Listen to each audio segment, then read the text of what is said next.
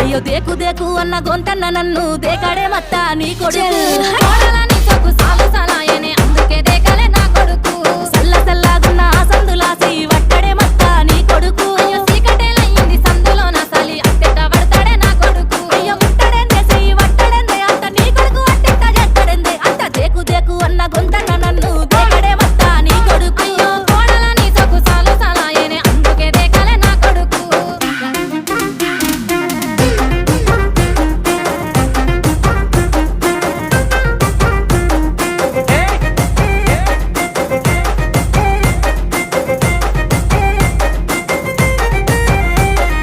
నీళ్లు పోసి వెంచిన పూలను పట్టించుకోడత్తా నీ కొడుకు